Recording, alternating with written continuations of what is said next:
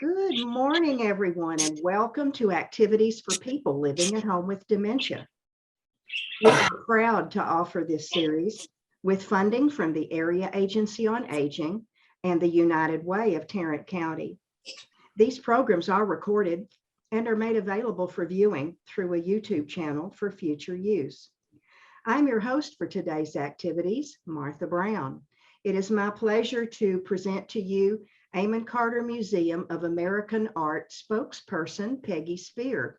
Peggy is bringing us familiar faces today, and she says there are millions of them in their collection. I can't wait to see which one she brought. Millions. Wow. Millions and millions. Peggy, is it millions? Well, we don't have a million artworks in our collection, but I'll tell you, it is thousands. We have Thousands. tens of Okay. thousands, maybe even. It'd All be right. tens of thousands. So, let me get us going. Well, you have it. All right. Well, today we're looking at a variety of portraits, and some of them actually are truly familiar faces, and you'll know them when we see them. But we're going to kick it off with probably the most familiar face of the batch. Oh, yep. George Bush. Scott this- Gentling. Yeah, so this is actually on view right now in our special exhibition. They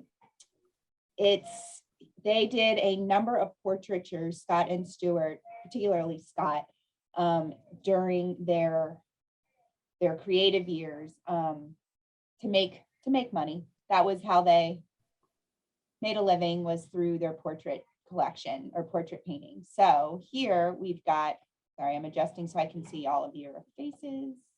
There we go. This is watercolor? Yeah. It Yeah, looks I like thought a it was a photograph. photo. Yeah, I did too, Martha. Wow. I know, it's really, Scott was, once he found out how to use opaque and transparent watercolor, his painting technical ability is amazing. And so this is a painting of a photograph he took Okay. Okay. at Crawford Ranch, right outside Waco, at the Bush's Ranch. That stuns me. Yeah, and it's pretty big. I have it written down. It's about 36 by 36 inches. So it's a pretty nice size portrait. Oh, that's almost Good morning, Nancy. Good morning, Phil and Paulette. Hi, friends. Morning. Morning, everybody. We're Good morning. here. Morning. There's that smile from Miss Nancy. Yeah. So today we're talking about portraits on view or in our collection at the museum. And so this is the first one we're hanging out with. And this one is currently on view in the Scott and Stuart Gentling exhibition that just opened in late September. So this particular portrait hung in the White House. Wow.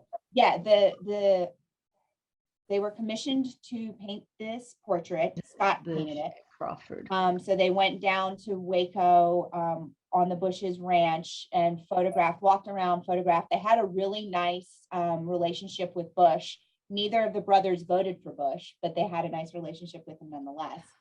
And so this painting this painting did not hang in the White House. Another painting I'm about to show you did. And then both the White House they did 3 paintings on this visit. And the White House and the Bushes passed on purchasing the artwork for themselves, but these artworks all now live in different private collections. So there's this particular portrait of Bush, which is, he's got his casual kind of hunting, weekend wear on in a pretty Texas type of landscape with the limestone. So this was a very casual portrait of the president. Yeah. So, And then- Peggy, could you go back just a second? Mhm. I don't know if the people who came on late heard, but this is not a photograph. This is a painting. So it's based on a photograph, but Yes. it really was. And the other question I had is, what's a paper loan? Low end. Oh, the 2 different lines. How I normally have an accession number there. This artwork's on loan to us. On loan. Okay, got it. Paper, period. Yeah, Yeah, okay, paper. got it. Next line, it's a loan. Yeah. Got it. Yeah, so this is on loan to us from a private lender. And this one is on loan to us from another private lender. And this was painted as a result of the pictures taken from their visit with the Bush family on their ranch in Crawford. And you can see Bush on the bottom third. He's walking, his back is to the Oh, viewer. yeah. And he kind of blends into that limestone landscape. I wouldn't have seen him if you hadn't mentioned it. It's so funny. When we were going on tour, the staff was going on tour, I did not see him. And then the curator pointed it out. So I would never have noticed it otherwise either. So that's a really tall tree. Yes. It looks like Looks like it. And you can see it's glazed, it's under glass. So this is a picture of me that I took on my phone. So this is an exit sign that's reflecting. This is not part of the artwork. Oh, okay. Got it. Otherwise that green, that would be kind of a funny insertion. You can see some of the reflection. You can see me standing right there. So this is under glass. So I apologize for not the best reproduction, but you just get a gist of this artwork. And this one's pretty large as well. It's 41 by 35. So it's got a nice presence. And this particular one did hang in the White House. This and the third in the series, Sanctuary, which we do not have in this exhibition, but those two hung in the White House. And the Getlings did 2 Christmas cards for the White House during the presidency. So they had a very nice rapport with the Bush family, despite not being Republican. And they had a history with him ever since he was governor of Texas. So this is a long relationship that continued to grow over time. But yeah, really, you can see how impressive the talent is, the painting talent. Yes. So Scott painted this one, and then the one that we're not seeing that's not in the exhibition, Sanctuary, was painted by Stewart. Again, this amazes me that it's painted. Wow. It's really very beautiful. Mhm. So these are on loan for the exhibition we have here, celebrating the work of the Getling brothers. And then after the exhibition, they will go back to their lenders. Okay. When is that over, Peggy? I want to say early December, mid-December. It's about a 3-month exhibition. Cool. So we're seeing a lot of foot traffic through, which is exciting. A lot of people knew the Gentlings just from being from Fort Worth. So we're seeing friends of the family or just interested visitors. But there are a lot in this particular gallery. This is hung in like a portrait gallery within the exhibition. And there are lots of portraits that these men painted or photographed in their career. So it's a wall of faces you would recognize if you were to walk in, and faces you wouldn't recognize. They did a lot of formal portraiture, but then they also did a lot of informal portraiture of friends and people they knew. So you see the shift in feeling from one type of portrait to the next. So Nancy, not Nancy, Peggy, sorry.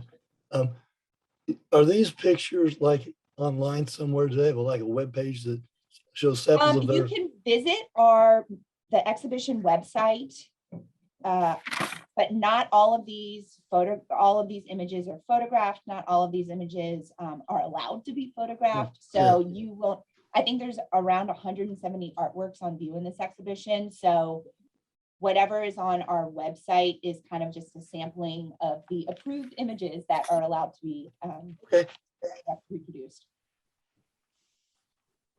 Okay, so now we've seen a couple of Bush. We've seen the front and back of Bush. We're moving to another celebrity, Marlon Brando. Marlon Brando. Oh, So this is, anyone guess? it's not go ahead. Pence, huh? Say that again, Yetta? It's not Pence, like Pence with a fly on his head. No. It's a beetle on his Touche, head. Yetta. I love that. No. Beady. A beetle? Yeah, it's a beetle on his head. Yeah, not a Penn's picture. Marlon Brando. And he's on set of the film Apocalypse Now. What film? Apocalypse Now. Apocalypse Now. Okay. And so this was kind of an interesting research. So I did not know much about the photographer Mary Ellen Mark, and she made a living doing a lot of photograph work for magazines, Vogue, Vanity Fair, things like that.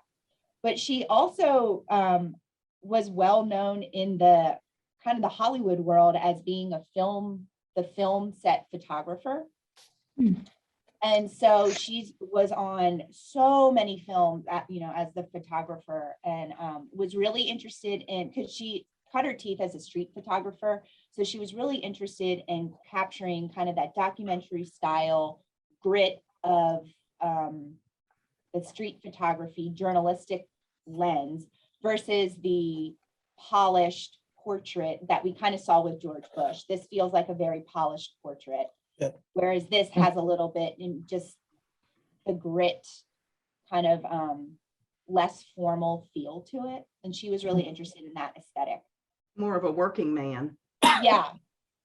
And then her portrait, and she didn't take just portraits, she did take pictures of sets and, actors working on set. But Marlon Brando hand selected her to come to Apocalypse Now while filming in the Philippines. For a month she was on set, and it was kind of interesting reading about, I don't know, is anyone a big Marlon Brando fan, buff? Of course. Before my Yeah. time. Before your time. Well, Godfather. I mean, he's in Godfather, right? Yeah. He Mhm. he had he was a method actor, so he was very, when he was in character, and he was very focused on his work. And so when asked she worked on set with him for a movie called Missouri Breaks. I've not seen it. I hadn't even heard of it. And she kept asking, can I take your photograph? And he kept saying, no. And then on the very last day of filming, he finally allowed her to photograph him working. Really? So He finally gave in. Yeah, he gave in. She wore him down. And he gained her trust through that movie. So then he requested to have her on Apocalypse Now, and he allowed her to photograph him comfortably. So did Marlon Brando pick which beetle was on his head? Well, it's so, I was trying to, there's like a bunch of photographs throughout the series where he has like a dragonfly on his head, like he connected. Why with does the he bugs in want the that Philippine sort of jungle. thing? Maybe that's Ringo. Ringo. the So beetle. anyway, so The they beagle. had a really nice relationship, and she had some, she said, I won't use the full word, but she said people like him are mind effers, where he kind of was just messing with her until he finally let her take that photograph. And she said he was a very complex person to work with, but he photographed beautifully. So it was a mutual respect between the two. Oh, that's good. Well, The that's photographs nice. like this were that she took were often used and disseminated through the production companies for press junket, things like that. So that was how these photographs were then being used after she took them. So I think it's a cool portrait. I mean, It is. Yeah. It's interesting. yeah, it's funny. And funny, yeah. And the reason he wanted her to come was because, and I've never seen Apocalypse Now. I know that's like against the law, but he was really interested in her capturing the unraveling of his character, Colonel Really? Kurtz. So anyway, again, kind of speaking to his idea of method acting. So I'm sure the picture she was taking at the beginning of this visit, where you could kind of see the deterioration of the character by the end.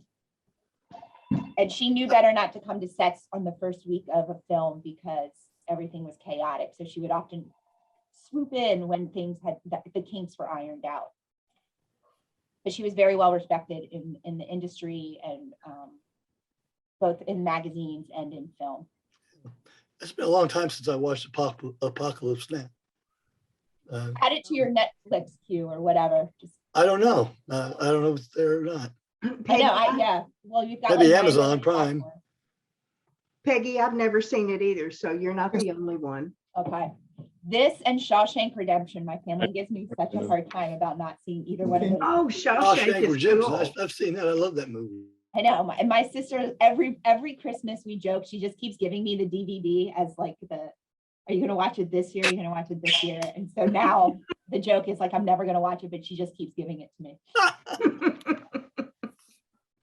Okay. So we're moving we've moved from 2 very famous faces to a face we do not know. This is an artwork entitled Attention Company. We might have spent time with this. Hey, Myra, we might have spent time with this artwork in sometime over this past year, but I couldn't remember. So we're spending more time with it again if we haven't. If not, let's meet our friend. So what can you tell me what you see here? He's playing soldier. Yep. What makes you say that? The hat and the stick. Yeah. How old do y'all think he is? He's probably 6 or 7. Yeah, young boy. Mm-hmm.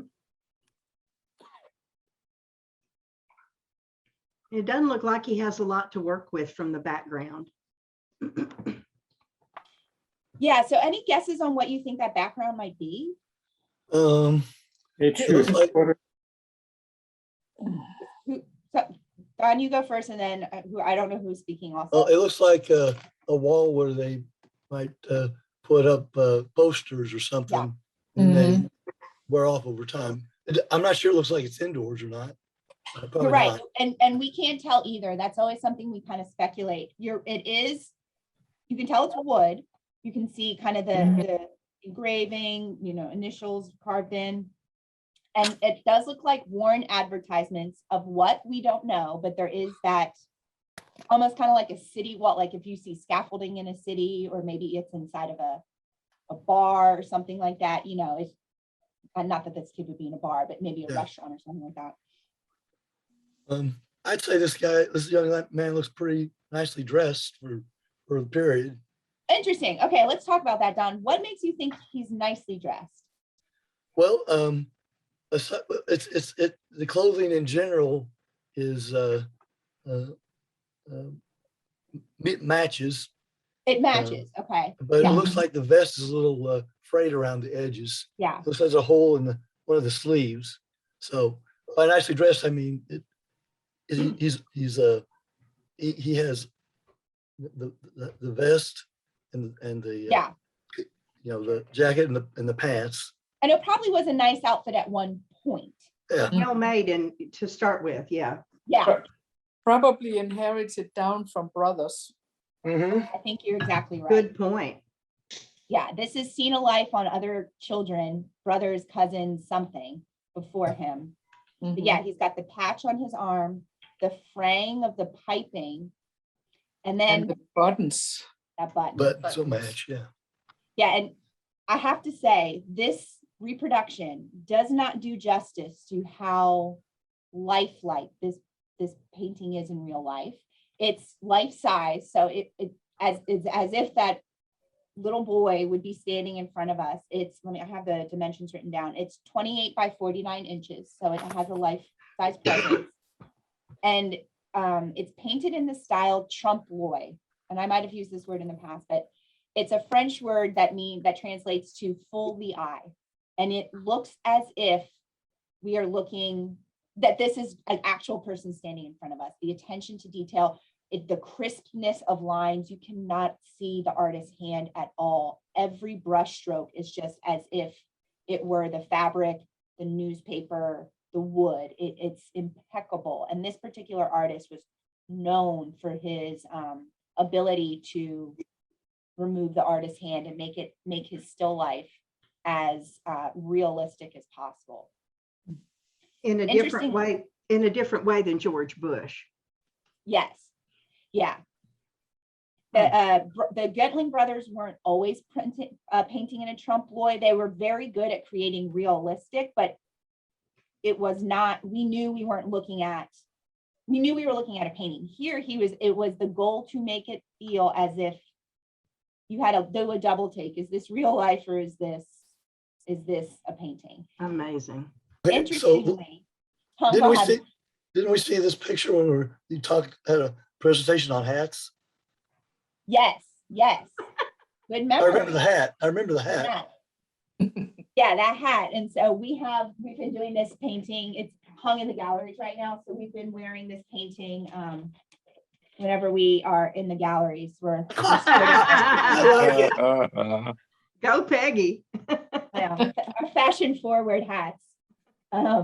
But what's really cool, and again, this picture does not do justice to it at all. If you were to see this, and I think I've told you all this before, it looks like newspaper. You actually feel like there's print on that newspaper as if you went in and hand wrote each little word. What he would do is he would draw, or paint a black line and then go back in with something kind of like a toothpick and would drag it up and down to give it the peaks and pits of what written text or typed text looks like. Wow. So can't actually decipher anything, but it's so realistic when you're in front of it that you're surprised it's not real words. Very time consuming. Yes. Yeah. I don't know where it is. And he created over 250, I want to say 250 still lives over his 17 years of creating. And this is the only person he ever did. Really? And so some critics, art historians, the like, comment on how much humanness is actually behind this child because he's so used to painting things that don't have emotion or that don't have a complex side to them. His people kind of don't translate to people the same way, this person.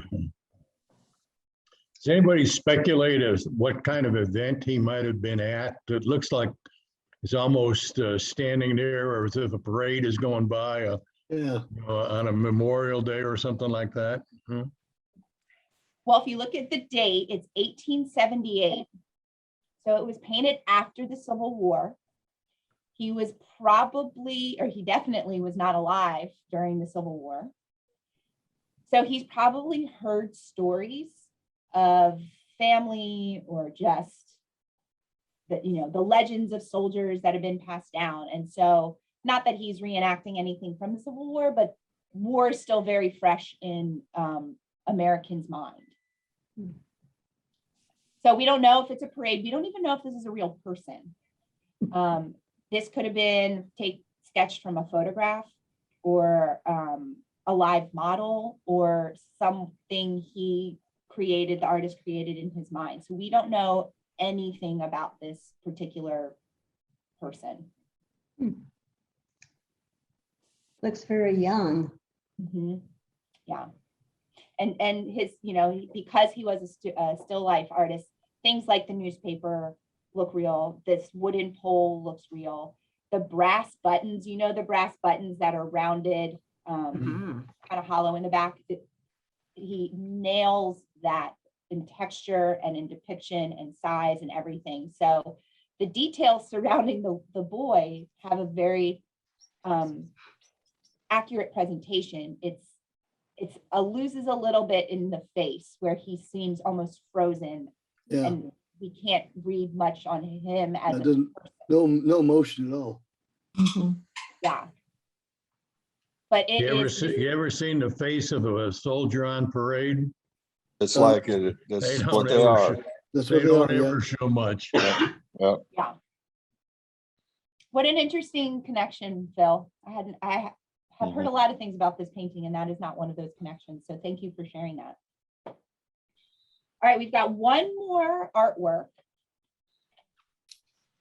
And sculpture is always a hard one to show on a screen because this artwork is meant to be viewed in the round. But it's a bronze sculpture, and it stands about 28 inches high, 10 inches wide, 6 inches deep. So it's about tabletop size. What are you seeing? What jumps out at you first? What are you thinking? looks like a Native American. Mhm. Mhm.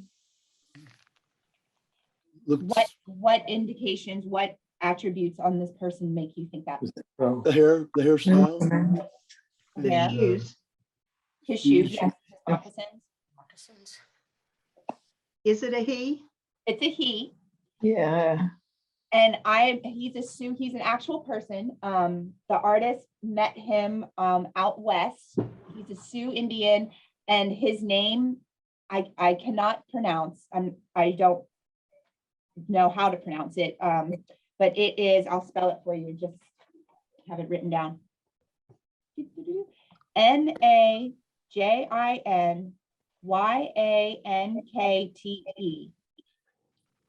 Najiyankte. That's pretty Say it good. again, one more time, please. Spell it or say it. Spell it again, I'm sorry. Okay. Najiyankte.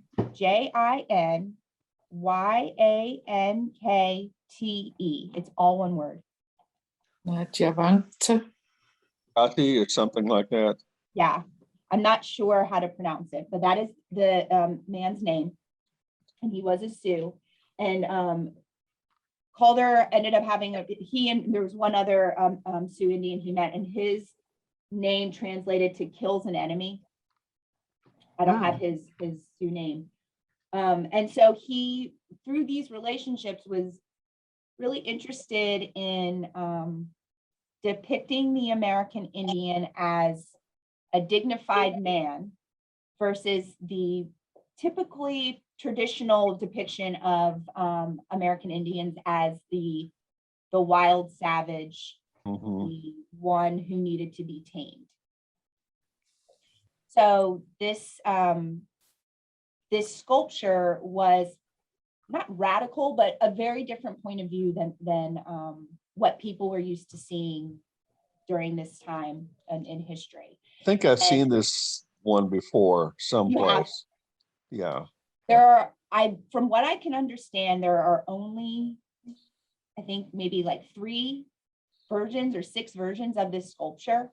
RISD has a copy of it, and I can't remember the other museums, or I think only one other museum. The rest of them, I believe, are in private collections, from what I can understand. Right. And they have different names. Some of them. See you, Steve. Bye. See you tomorrow. See you on Friday. Hi, Steve. Bye-bye. Okay, bye. So Peggy? Yeah. Oof.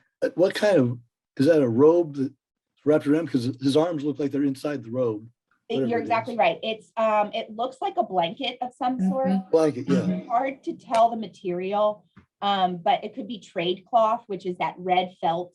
Yeah. It could be some sort of like tanned hide that he's wrapped around. You're able to see some detailing that might indicate beadwork. Sioux Indians were beaders, so that could be what he's depicting. You can see on the because the band goes around most of the robe, the blanket, and you can see here some etching. That's the artist's signature. He put Calder. Oh, okay. inside it. Oh, And it's not the Calder you're thinking of, Alexander Calder. It's the guy who did the mobiles. This is his father. So it's Calder Sr. Oh. And then his father was also an artist as well. So he comes Okay. from a line of artists. Did you say what it's made out of? Bronze. Bronze, okay. And so because the title is an American Stoic, if it were made in not bronze, stone might have the same, but the bronze speaks to the content. Yeah. I think it would have a totally different feel if it were made from wood. Yeah. Or if it were made from clay. Yeah. It wouldn't have maybe the same seriousness or weight, literally and figuratively, as other materials. What do you all think? Yes. I agree. The bronze really does show that it's, I don't know, we give strength to the character, I guess. Perfect way to say it. You're exactly right. It gives strength. I'm going to show my total ignorance here. Mhm. Did they start out with a model that's put into a negative and then poured in bronze? Oh man. Okay. Huh. I don't know if this is lost wax or sand cast. I Yeah. cannot remember. But essentially, Martha, yes, Okay. there are molds made for these.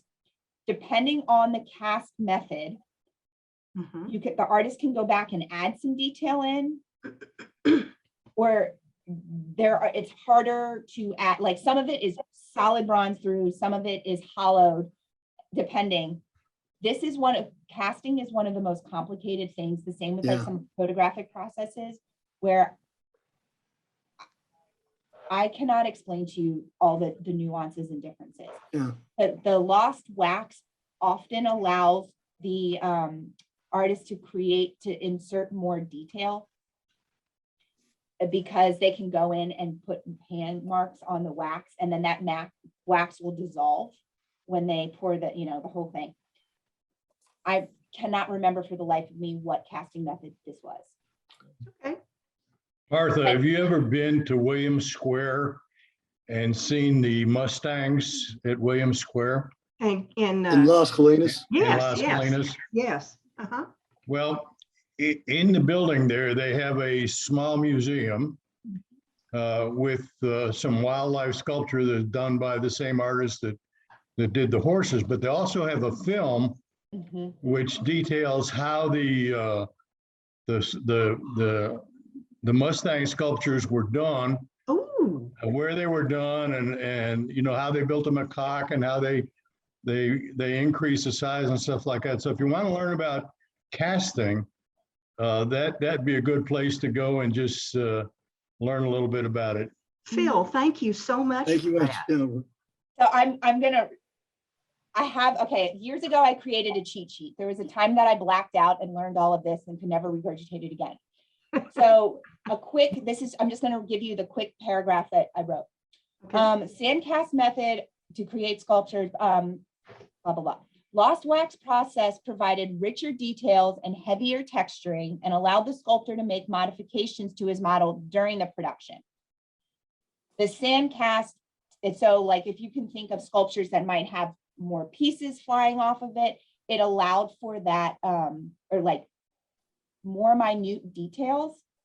This looks like it was sand cast because it's less detail and it's all one solid base. It doesn't have his Right. arm protruding or anything Right. like that. It's probably sand wax or sand cast method. And so you can compare, like Remington was really good at doing things in lost wax and sand cast. So you can kind of see the difference between one version of another and the other within the same thing. So yes, there are videos you can Google, you can find educational videos on the differences between, and that Las Colinas one might be on YouTube if you Google it. I'm so glad I asked. Thank you all. Oh, really? When I was in college, I had a class where we were talking about metallurgy, and one of my labs was we had to make a vise out of aluminum, and we did a sand cast, or I think we did a sand cast on the base, the body, and then we had to mill it out and Wow. make it into. But the casting part was really fun. Oh, was it really? Yeah. Was it frustrating? No, it was such a simple thing that we were doing that it was pretty straightforward. And you got a vase out of it. Yeah, well, a base, the base of it that holds the jaws of the vice. Oh, a vice. I thought you said vase. Okay. No, vice. Vice. Is in vice. Yeah. Okay. That we still have. So we still have it. Yeah. Ooh, It has withstood the test of time. It has. yay. But this particular sculpture, he used the model, the Sioux Indian that he knew, kind of as to represent the whole, which you know how that can be a tricky situation to get yourself in when you're using one person to represent a whole. Yes. But and with the title An American Stoic, there's a lot of Greek and Roman sculpture implications tied to this. Stoic is often the philosophy that Greek and Romans used to You had to be stoic to handle confidently change that was coming, or, chaos that was happening. So he's linking this American Indian to traditional tropes in American art history that were strong, figures. And the position he's standing in, you pointed it out, his arms are across his chest, but the stance he's in is called contrapposto, and contrapposto, and he's leaning his weight on one leg while the other leg is kind of just there for support, which is a very traditional Greek and Roman sculpture pose. So he was elevating, his goal was to create, he believed if you create the image you want people to see, then people will start buying into what that image is. So he wanted to create an image of an American Indian that was dignified and respectful, so people would see this and treat American Indians that way. Wonderful. So, yeah, it was, his intents were good. Looking back on it, looking at, with our 2021 lens on this, kind of using one Indian to represent the whole isn't always the best, but, his intention was to elevate them, or, not even elevate them, give them the respect that they deserve. So art history always looks different, in the rear view mirror, but this was a radical and great thing he was doing in his day. Beautiful. So those are our portraits for today. We'll do portraits again, I'm sure, in the coming months. Next week we are doing leaf peeping, because we finally are starting to get fall weather down here, maybe. What'd you call it? What'd you say? Leaf peeping. Leaf keeping. Yeah, we're gonna look at some pretty trees. Good. But yeah, so I hope all of you have a really good week, and I will. Thank see you. Thank too. you. You too. Thank you, Peggy. Bye, guys. Thank So you. long. Bye. Farewell. Oh, Peggy, what a woman. Yes, Yeah. ma'am. Well, let's take a look at what's coming up tomorrow. Just Okay. 1 second. Nia moving to heal with Emily Corbin. So we're going to do some exercising tomorrow.